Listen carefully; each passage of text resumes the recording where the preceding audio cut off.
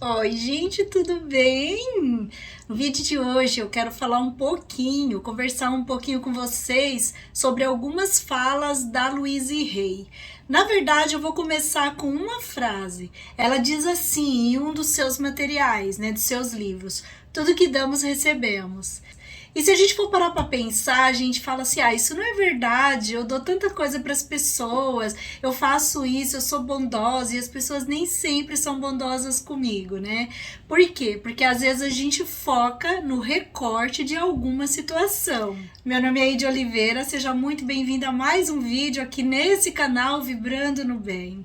Eu quero muito que vocês vejam se faz sentido o que eu vou falar aqui, porque o que eu vou falar aqui é fruto mesmo das minhas reflexões, de como eu percebo os assuntos que aqui vão ser tratados, mas não significa que seja fonte de verdade, tá? Eu vou falar aqui para vocês o que eu sinto, como que eu vejo as coisas, dar alguns exemplos e vocês vão vendo como vocês sentem isso do outro lado, os assuntos que eu vou abordar e a forma que eu estou compartilhando com vocês as minhas percepções.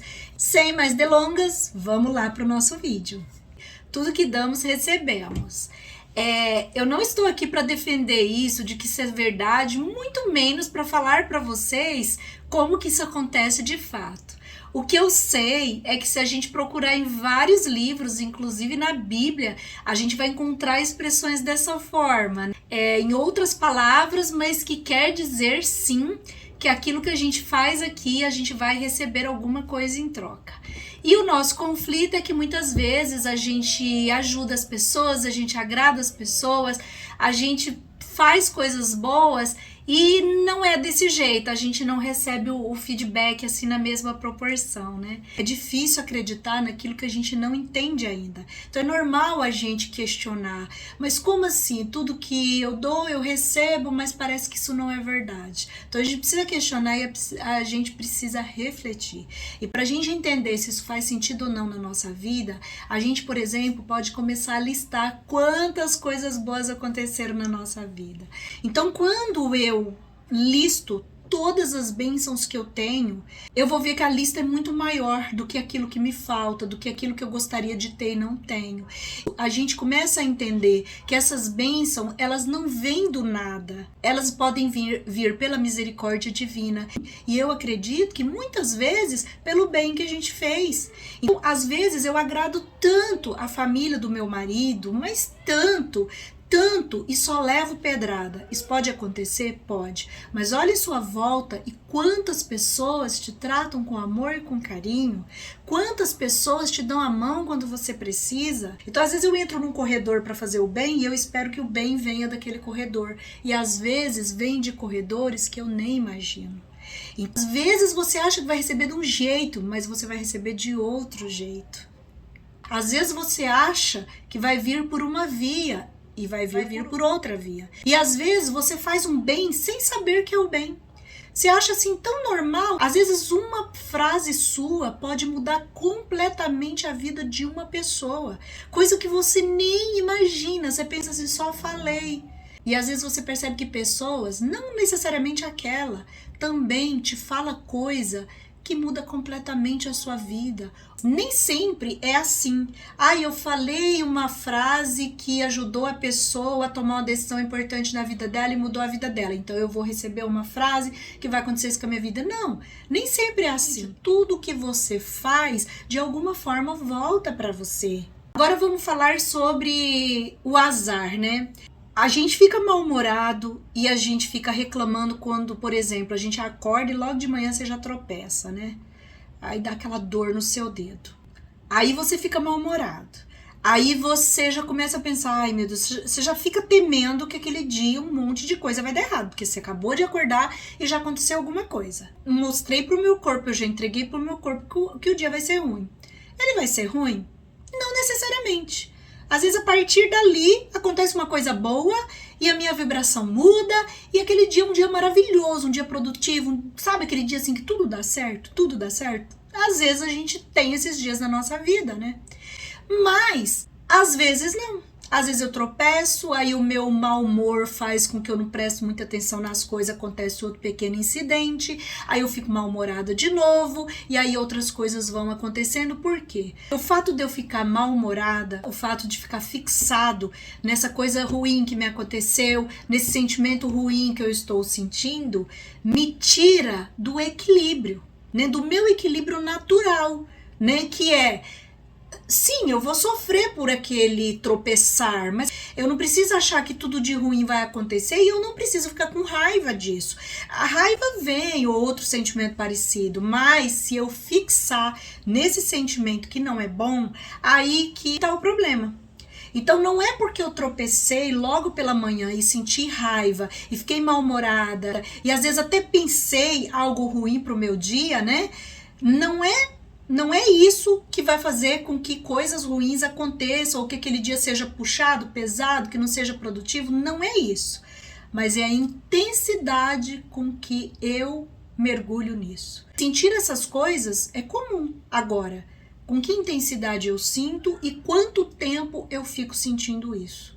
Então, normalmente, quando acontece uma coisa assim ruim, um incidente dentro de casa, eu tenho que me perceber, eu tenho que ver, falar, puxa, eu tô mal-humorado por causa daquele tropeção, puxa, eu já estou projetando que o meu dia hoje vai ser ruim, porque às vezes, gente, acontece, já aconteceu comigo várias vezes, acontece uma coisa ruim ali, depois começa a acontecer um monte de coisa ruim. Quando eu falo coisa ruim, é coisa assim que não dá certo, você derruba uma coisa, uma coisa quebra, sabe, seu negócio estraga, é tudo que atrapalha a sua rotina, né, que seja para ir pro trabalho, você perde o ônibus, ou o motorista é grosso com você perde a chave do carro na hora de sair. Eu acredito que essa raiva, né, por ter acontecido alguma coisa, esse desequilíbrio emocional faz com que outras coisas aconteçam porque o meu corpo saiu do equilíbrio.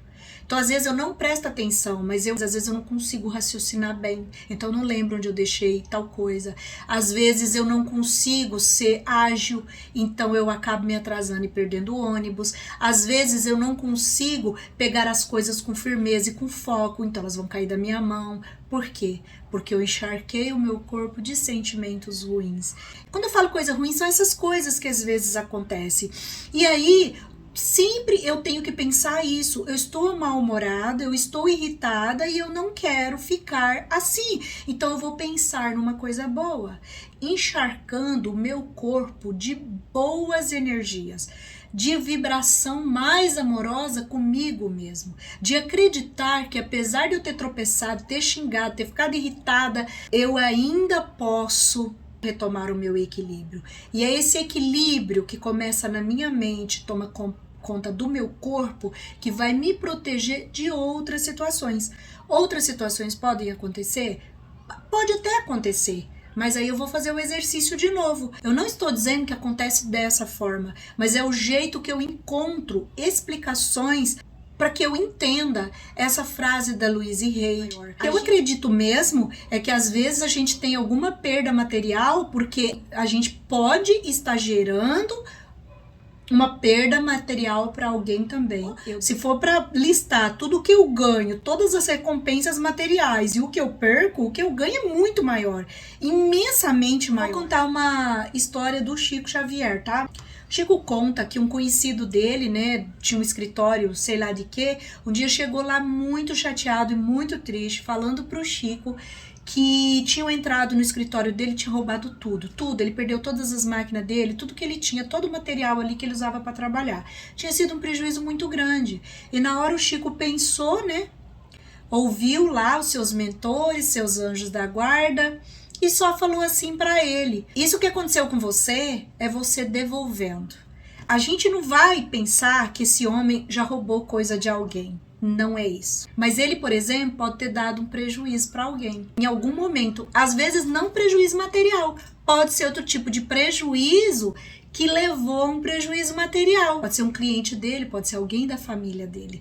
Nós não estamos aqui para julgar, para dizer, ah não, foi porque ele fez uma coisa ruim, ele tirou de alguém. Não, não necessariamente. A gente às vezes pode dar prejuízo para alguém sem ter ciência disso, achando às vezes que a gente está fazendo certo. Eu vou dar um exemplo para vocês. Vamos supor que a diarista na sua cidade, em média, se você fizer uma pesquisa, a média dá R$ 150 por um dia trabalhado, certo? Você sabe que esse é o valor. E aí você quer tirar proveito. Você fala, não, mas tá muito caro. Aí você vai e fala assim pra ela, não, eu só pago 120. Você não tá dando um prejuízo pra ela, até porque ela só vai pegar o serviço se ela quiser. Ela pode falar, não, então não vou fazer, porque existe alguém que me paga 150, esse é o preço, esse é o valor de uma diária, né? Porque você tem lá, você tem valor, você tem o valor médio de uma consulta médica, você tem, por exemplo, o piso salarial de cada professor, então tudo tem uma média. E se você, por exemplo, é uma enfermeira, é um médico, é um professor, você quer ganhar abaixo do piso? Não. Então a diarista também não quer. Então, tudo bem. Ela não é obrigada a trabalhar para você por R$ 120. Mas, às vezes, a situação dela é crítica. Ninguém tá contratando. Ela precisa comer. Então, ela acaba aceitando. Porque antes 120. Isso mostra que a gente se aproveita da necessidade de alguém. Então, nós estamos aproveitando da necessidade de alguém que está diminuindo o valor do trabalho dela para poder ser contratada. E você ganhando a vantagem. Então, se você contrata ela uma vez por semana, o serviço dela está sendo desvalorizado em R$ 30 a cada vez que ela vem. R$ 30 vezes 4, R$ 120. E você gostaria que tirassem R$ 120 do seu orçamento? Eu preciso pensar no outro da mesma forma, que para ele isso vai fazer diferença também, e às vezes até mais do que para mim. Então, assim, eu não estou criticando aqui as negociações, tá? Eu já contratei em algum tempo da minha vida, eu já contratei por menos, tá? Mas eu também já contratei por mais. Às vezes a pessoa falava, minha diária é tanto.